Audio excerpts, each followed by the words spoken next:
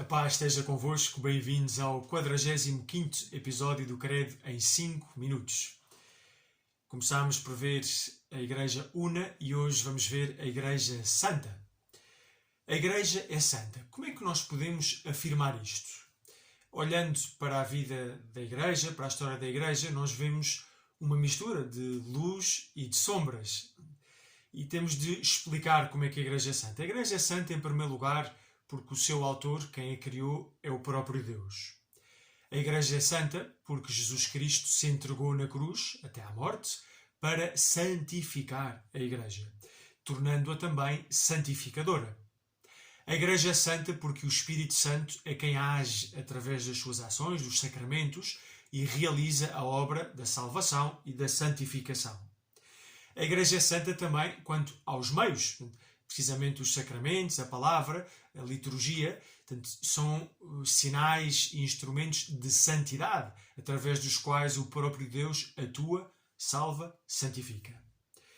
A Igreja também é santa em muitos dos seus filhos. Em primeiro lugar, pensamos em Nossa Senhora e toda aquela multidão incontável de santos que já estão no céu, e a esse atingiram a santidade plena que a humanidade é chamada. Mas também, na Terra, nós vemos muitos frutos de santidade. Pensemos na quantidade de hospitais, de orfanatos, de instituições de educação, instituições a favor dos mais desfavorecidos, dos deficientes profundos, tantas coisas que tiveram origem na Igreja, origem em pessoas que estavam apaixonadas por Jesus Cristo e que conseguiram ver nos outros a Jesus Cristo. Mas essa santidade é assim mais excepcional ou mais extraordinária, não é tudo, porque na vida do dia-a-dia, e na vida, por exemplo, de uma paróquia, nós deparamos com imensos sinais de santidade.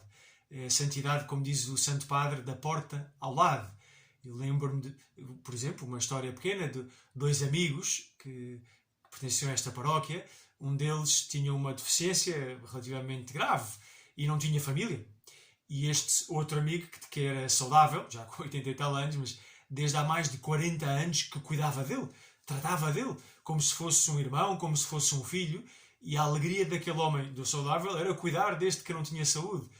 E a pessoa não se apercebe, para ela era normal cuidar deste aqui, era uma coisa absolutamente corriqueira, não fazia nenhum alarido disso. Mas isso é a santidade vivida. É a santidade daquela mulher que tem um marido com um problema de álcool e que dia após dia tem paciência, perdoa, vai rezando por ele, não desiste dele.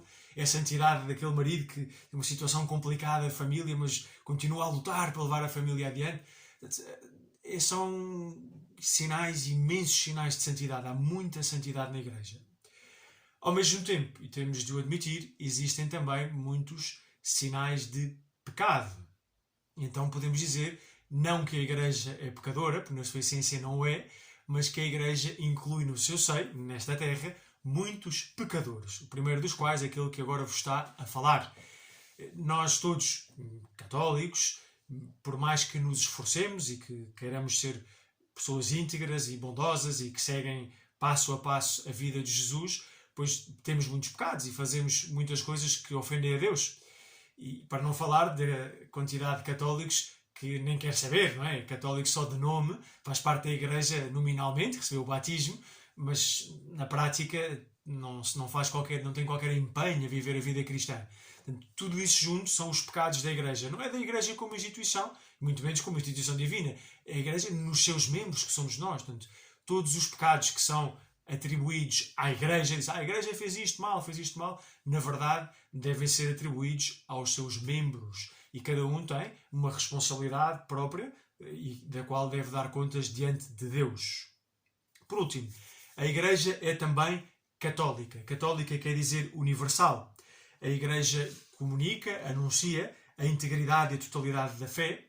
A Igreja administra a plenitude dos meios de salvação, os sacramentos e os outros meios de salvação que Deus quer dar a cada homem, a cada mulher, e por isso nós precisamos da Igreja para termos acesso a esses meios de salvação e de santificação.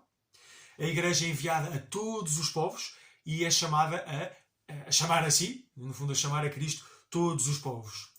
E nós sabemos que para estarmos unidos a Cristo, precisamos estar unidos à Igreja. Para termos o influxo do Espírito Santo na nossa vida, precisamos dos sacramentos. É por isso que a Igreja é verdadeiramente católica. É a universalidade da salvação que é oferecida à humanidade.